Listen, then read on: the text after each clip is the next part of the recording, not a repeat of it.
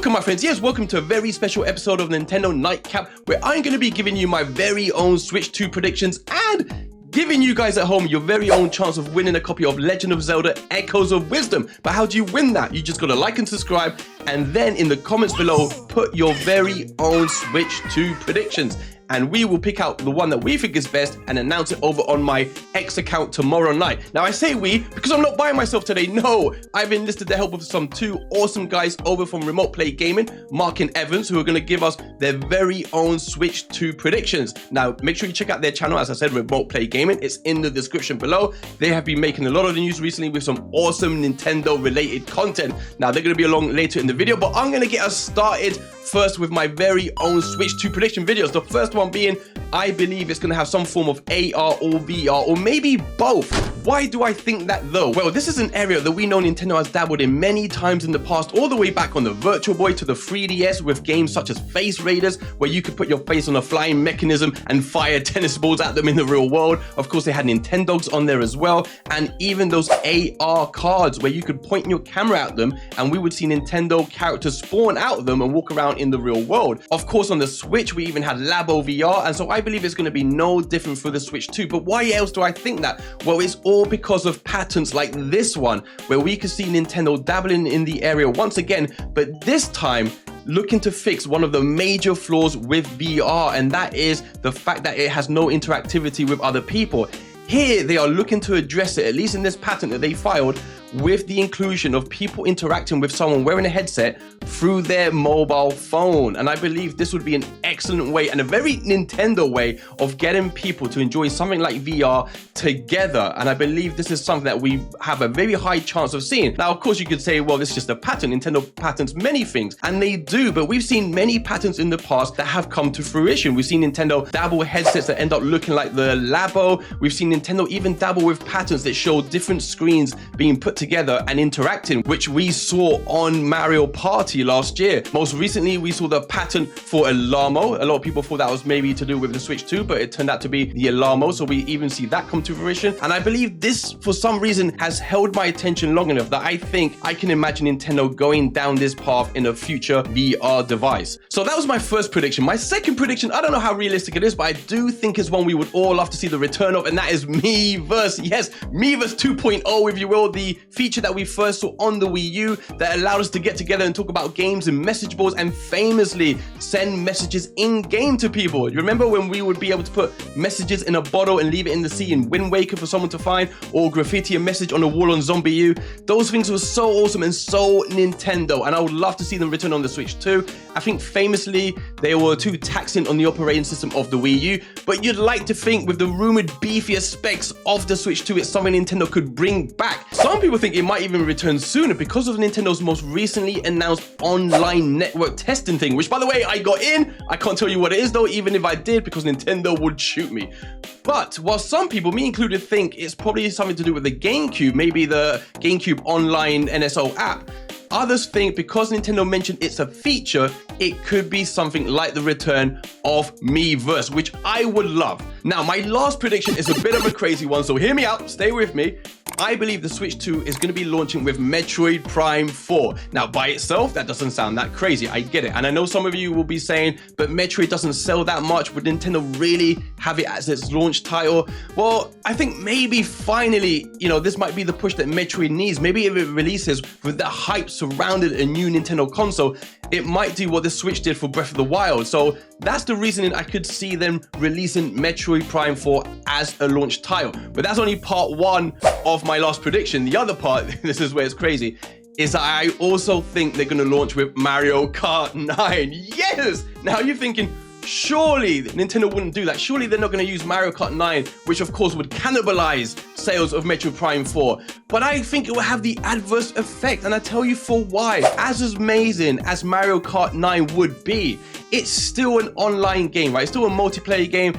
And I think a lot of people, when they buy a brand new console and they want to see the beefed up specs and all of that kind of stuff that goes with it, they want to travel into a big world, right? Like a graphical showpiece, which could be Metroid Prime 4. And I don't think they would cannibalize each other. Now, do I think this is going to happen? Probably not. But it would be amazing if it did. So anyway, like I said, not very realistic, but let me know what you guys think in the comments below. So those are my predictions, my good friends. Yes, let me know what you think in the comments below. But now we're going to go over to Mark and Evan, and they're going to give us their Switch 2 predictions. So my good friends, take it away. Hey guys, it's Mark from Remote Play Gaming. Happy to be here.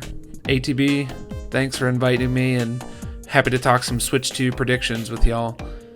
As we know, the original Switch was a huge success, and you can go by many different metrics for that, and Nintendo was incredible to accomplish something with kind of the hardware they had that was actually old at the time that they put it out, and for it to have such longevity. I know it's a little bit long in the tooth now for some games, but hey, their approach is if we can make fun games and we have powerful IP, it seems to work out for them, right? So what's going to come up with the Switch 2?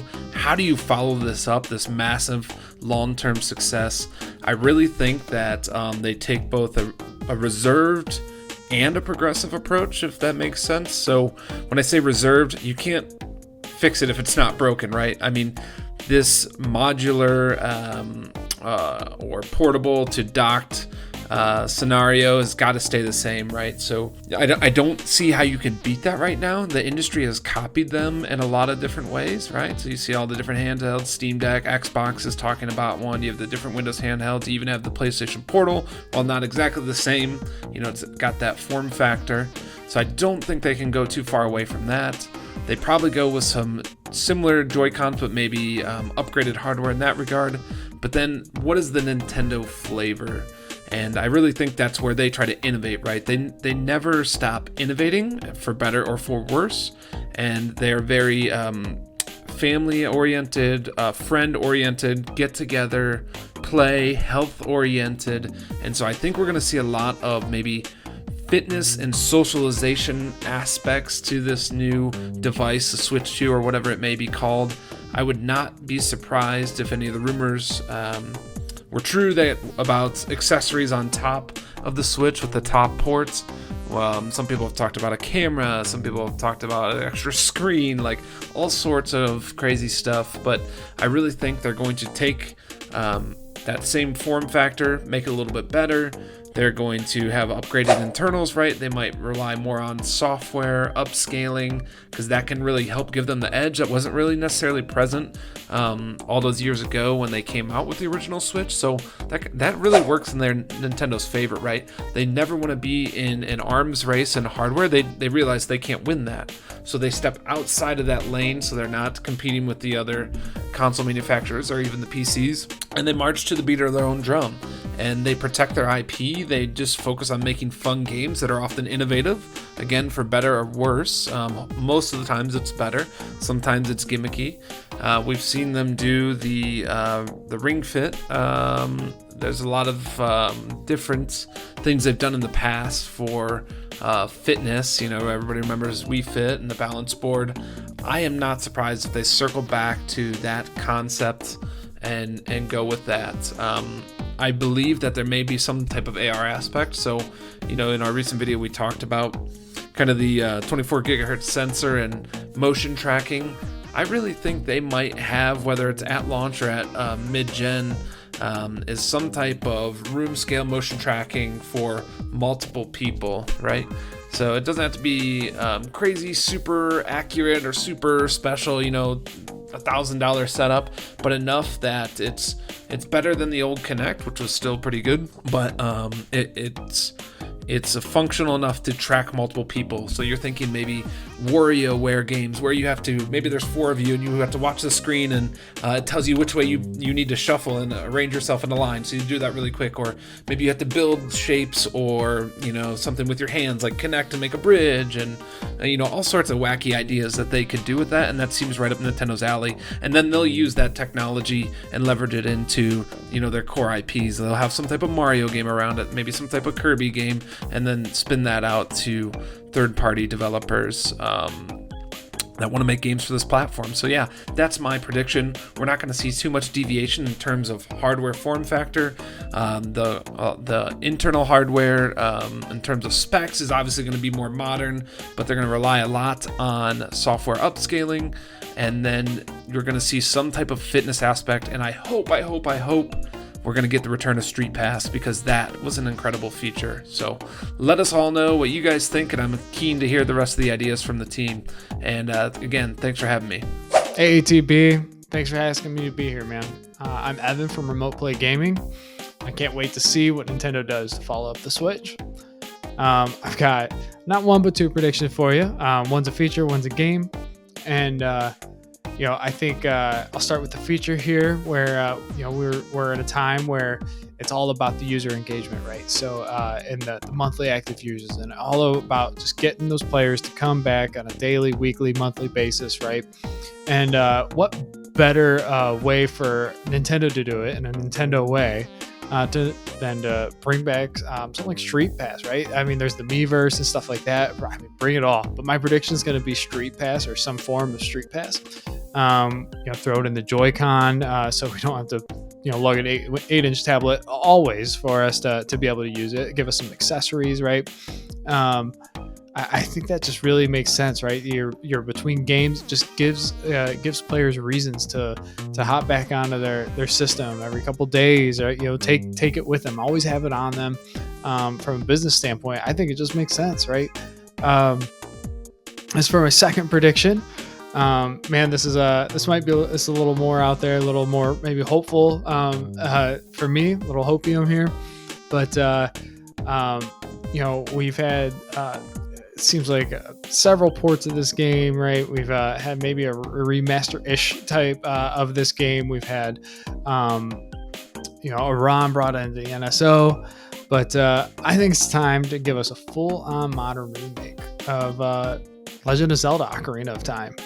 I think it also just makes sense, right? Breath of the Wild, Tears of the Kingdom, two of my favorite games ever.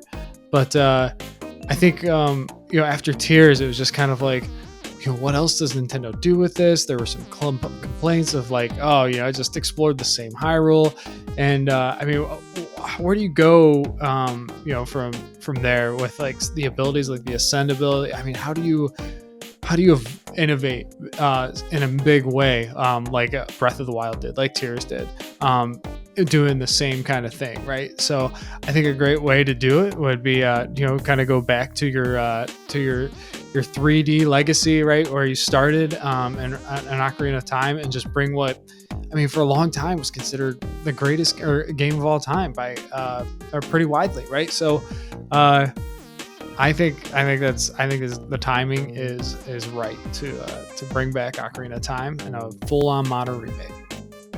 All right, man. Thanks for having me.